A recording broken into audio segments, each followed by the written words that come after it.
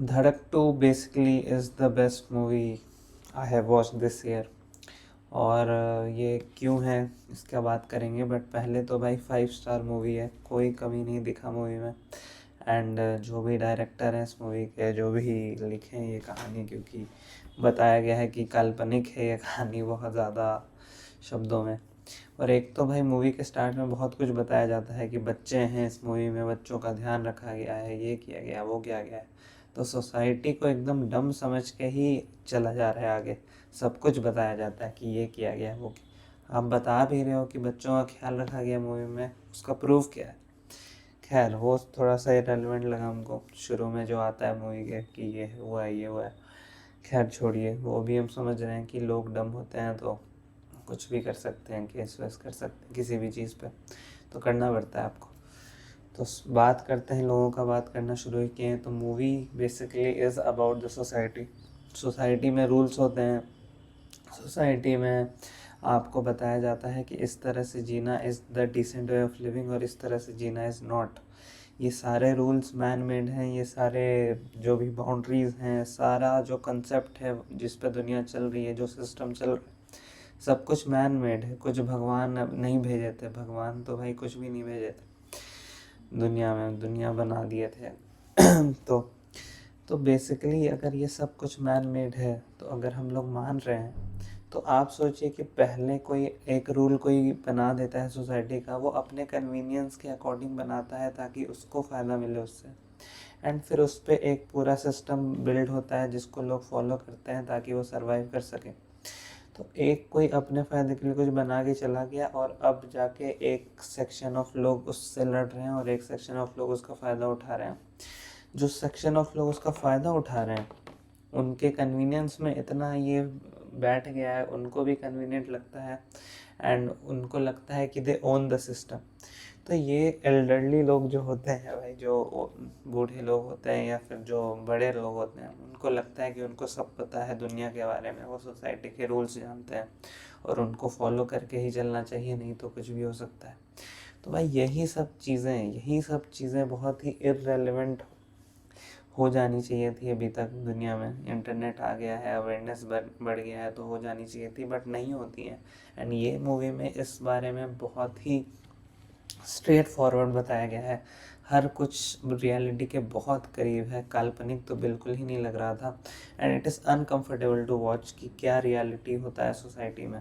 And ये एक topic है, इस तरह के मेरे पॉइंट ऑफ व्यू से जब हम देखते हैं मूवीज़, तो ठीक है ये इस टॉपिक पे मूवी है, बट ब्रॉडर लेवल पे इसका मैसेजिंग क्या है अबाउट लाइफ। अब जैसे अगर इस ये कास्टिज़म पे है तो मेरा कोई दिक्कत नहीं है इस कास्टिज़म में, मेरा तो दोस्त भी, मतलब हम आसपास अपने ऐसा कुछ नहीं देखे हैं कि हम लोग डिफ्रेंशिएट किए हों, या उसके लायक किसी कास्ट वाले जिसका कास्ट को बेनिफिट्स नहीं मिलते हैं, या बेनिफिट्स तो मिलते हैं एज एन मतलब रिस्पेक्ट नहीं मिलता है, उसको थोड़ा अलग ट्रीट किया जाए।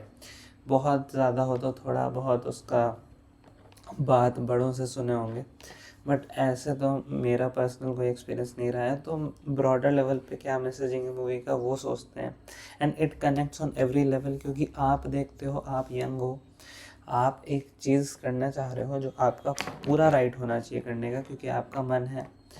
जैसे इसमें धड़क बेसिकली में लव स्टोरी दिखाया जाता है कि आप दो लोग साथ रहना चाह रहे हैं, दो डिफरेंट कास्ट के, and how the society tries to stop them. क्योंकि सोसाइटी और जो ये बड़े लोग हैं सोसाइटी में जो अपना सिस्टम बना के चलना चाहते हैं, भाई क्या ही सिस्टम में आपको सफोकेट किया जा रहा है। एंड आपको बस ये संस्कार के नाम पे, तौर तरीके के नाम पे, रियलिटी चेक्स दिए जाते हैं सोसाइटी के तरफ से कि अच्छा ये फॉलो करो तभी तुम अच्छा कर पाओगे लाइफ में, या सरवाइव कर पाओगे, और तुम्हारे साथ कुछ ख़राब नहीं होगा। तो ये सब चीज़ें भाई बहुत मतलब इट इज़ स्केरी। एंड ये पूरा मूवी जो था वो अनकंफर्टेबल देखने के लिए इसलिए था क्योंकि वी ऑल नो कि सोसाइटी के कुछ कोई ना कोई रूल के कारण हम लोग दब के रहते हैं, and we are not able to freely express ourselves. तो सबके पर्सनल बैटल्स होते हैं सोसाइटी के कारण, सबके पर्सनल बैटल्स होते हैं। एंड बड़े लोग जो संस्कार का नाम देके संस्कार या वही कॉन्सिक्वेंसेस बता के आपको दबाने की कोशिश करते हैं बेसिकली कि ये मत करो, वो मत करो, इस तरह रहो, अपने औकात में ही रहो, मतलब बेसिकली अपने औकात में रहने बोला जाता है। एंड सौरभ सचदेवा का जो रोल है इस मूवी में, उन्होंने जो भाई शंकर का रोल प्ले किया है, अनरियल। पहले तो एक्टिंग अनरियल है इस मूवी में, तृप्ति डिमरी का बढ़िया एक्टिंग है ऑब्वियसली, सिद्धार्थ चतुर्वेदी भी बहुत बढ़िया, सौरभ सचदेवा, ये 3 मेजर रोल हैं। फिर विपिन शर्मा भी हैं भाई, विपिन शर्मा सबके बाप बन के पता नहीं कुछ अलग ही कर देते हैं। फिर एक दिशांक अरोरा का भी बढ़िया रोल था, साथ बिल ग्रामी का भी भाई विलन बने थे, काफ़ी अच्छा रोल था उनका भी। एंड इट वाज लाइक आप इसमें इस मूवी में बेसिकली दिखाया गया है कि ठीक है, सोसाइटी का प्रेशर है, पर्सनल बैटल है, तो आदमी अपना अच्छे इंटेंशन से कुछ आगे बढ़ना चाह रहा है अपना पर्सनल बैटल्स को लेके, बट आदमी के दिमाग में या औरत के, जो भी इंसान है उसके दिमाग में एक डर हमेशा बना रहता है, even when they are trying to face their personal battles, कि भाई ये हो जाएगा, वो हो जाएगा। एंड दे थिंक कि भाई एक बड़ा कॉज होता है आपका पर्सनल बैटल के लिए कि भाई सोसाइटी दबा दी मुझे, तो इस मूवी में जैसे उसके कुत्ते को मार दिया गया क्योंकि वही कास्टिज्म के बेसिस पे कि जो भी just for the sake of it मज़े लिए जा रहे हैं उसके, और उसको बहुत इल ट्रीट किया जा रहा है, तो वो सोचा हम अपना पर्सनल बैटल लड़ते हैं। बट वो पर्सनल बैटल सोचा कि हम अवे फ्रॉम कॉन्सिक्वेंसेस रह के लड़ते हैं, सेफ रह के लड़ते हैं, और अपने आप से मतलब रखते हैं। But that is not how society works. अगर आपको अपने पर्सनल बैटल्स जो कि एक बड़े कॉज से डिराइव्ड हैं आपके, आपका जो एक पर्सनल बैटल है वो तो एक बैटल है, वो तो it is a part of a big cause ना, जो सालों से चला आ रहा है। तो you have to fight the cause to fight your personal battle as well, क्योंकि you are in the part of that system now. And वही उनको सिखाया गया था, जो उनके कॉलेज में प्रोटेस्ट करते थे, उनके दोस्त थे, वो उनको बता रहे थे कि you have to fight for it. But हमारा जो हीरो था, सिद्धार्थ चतुर्वेदी का कैरेक्टर था नीलेश, वो डर रहा था कॉन्सिक्वेंसेस से, तो वो थोड़ा सेफ रूट लेना चाह रहा था। बट इवेंचुअली इस मूवी में दिखाया गया है कि सोसाइटी आपको पुश करते जाएगी, जितना आप दूर भागोगे इस कॉन्सिक्वेंसेस से, अपने अपने फाइट से, उतना ही सोसाइटी आपको दबाते जाएगी। ऐसा नहीं है कि आप अपना इज्जत से काम कर रहे हो, अपने से मतलब रख रहे हो, तो सोसाइटी आपको बहुत रिवॉर्ड करेगी, वो आपको और दबाएगी और दबाएगी, क्योंकि सोसाइटी के रूल्स बने हुए हैं अपने अपने कन्वीनियंस के अकॉर्डिंग, अपने अपने फ़ायदे के लिए। इट इज़ नॉट कि भाई हाँ सबको सेम अपॉर्चुनिटी मिले। एंड बहुत कुछ है ना, अभी बहुत कुछ चलते रहता है, ड्रामा चलते रहता है, ये सब मोस्ट ऑफ द कंसेप्ट दुनिया में जो है वो एंटरटेनमेंट के लिए ही है।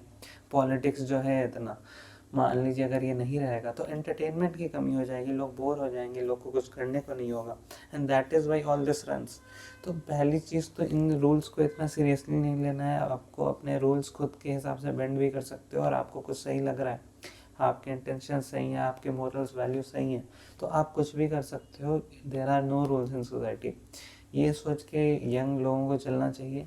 And you have to fight without fear of consequences, क्योंकि भाई अगर आपको दबा के ही जीत, यहाँ पे क्या था भाई, मार ही दिया जाता था आपको, आपको शादी करना है मार ही देंगे तुमको, मर्डर करवा देंगे तुम्हारा, सौरभ सचदेवा आ जाएंगे कहीं से और मर्डर कर देंगे। तो एंड एक जो सीन था, एक दो सीन भाई जो सौरभ सचदेवा का है, मतलब अनरियल, वो देखा नहीं जाएगा आपको। एंड एक्टिंग इन दो सीन्स टॉप नॉच भाई, एंड इतना क्रेडिट मिलता है सौरभ सचदेवा को, बट उस तरह का नहीं मिलेगा जिस लेवल का एक्टिंग उन्होंने दिखा दिया है इस मूवी में।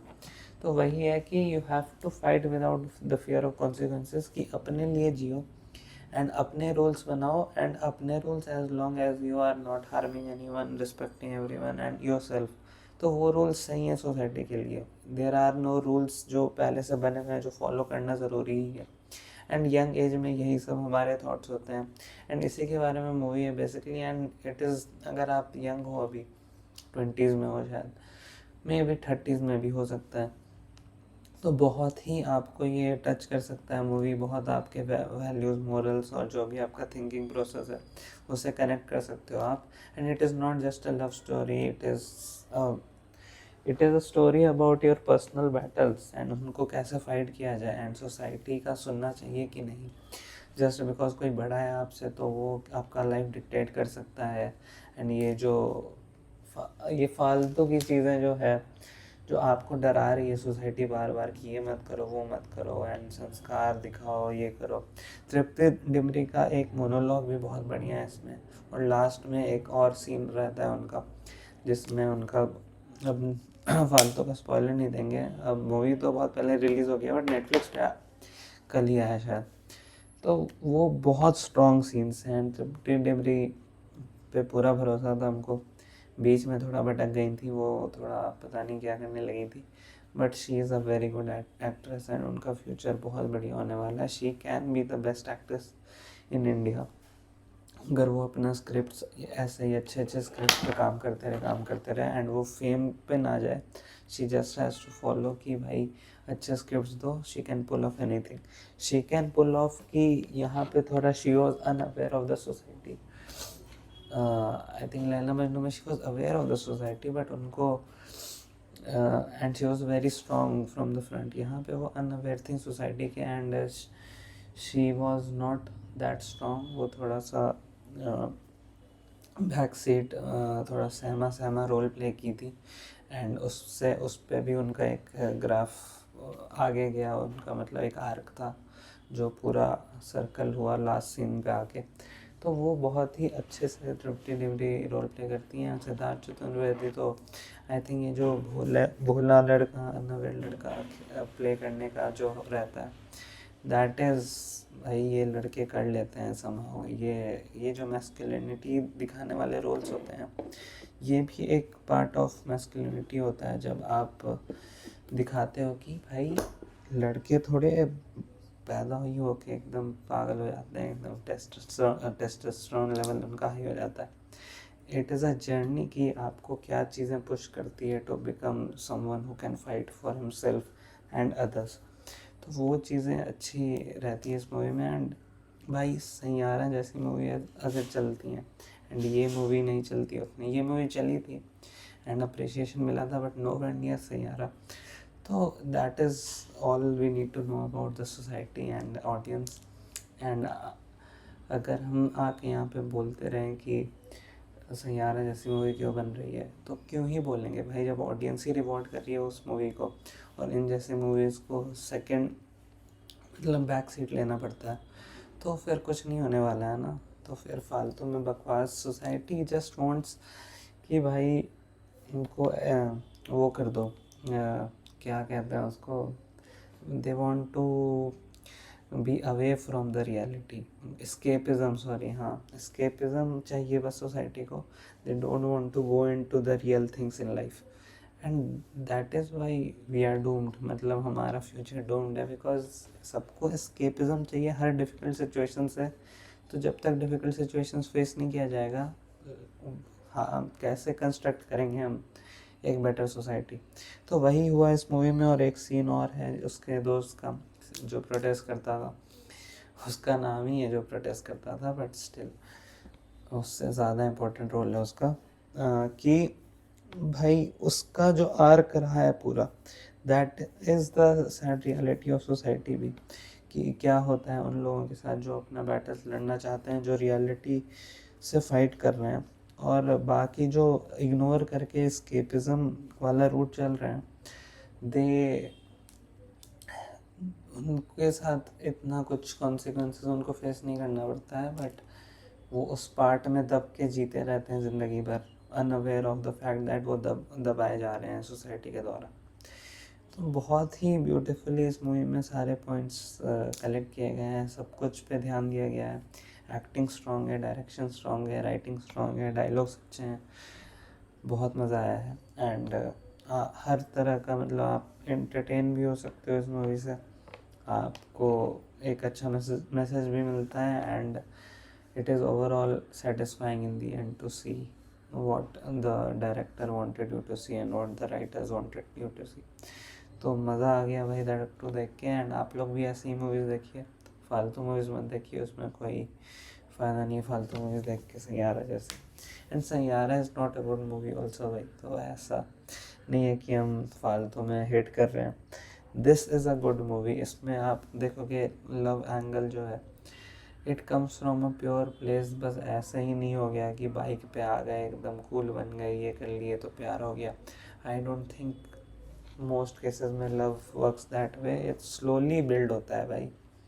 स्लोली आप देखते हो, आपको पहले लगता है अरे क्या कुछ पॉसिबिलिटी है, फिर आप बोलते हो नहीं है, क्या ही फालतू का बात करें, एक बार तो बात की है। उसके बाद बिल्ड करते हो, फिर हो सकता है आप एक जगह पे कुछ कॉमन प्रॉब्लम्स आप फेस करो, या सेम कॉलेज में हो, सेम क्लास में हो, एक्सेट्रा एक्सेट्रा। बहुत नेचुरली जो हो सकता है believable way of loving someone और getting into a relationship with someone. And then वहाँ से मतलब बेसिकली सारा चीज़, सारा एस्पेक्ट इस मूवी का बहुत ही नेचुरल है। एंड इसलिए धड़क 2 जैसी movies deserve the fame and love that Saiyaara got. And ये हेट करने के लिए नहीं है, बस ये मेरा सिंपल पॉइंट है कि ऐसी मूवीज़ को उतना उतना बात नहीं किया जाता है। मेरे दिमाग में तो ये इन जैसी मूवीज़ ही ज़्यादा चलती हैं।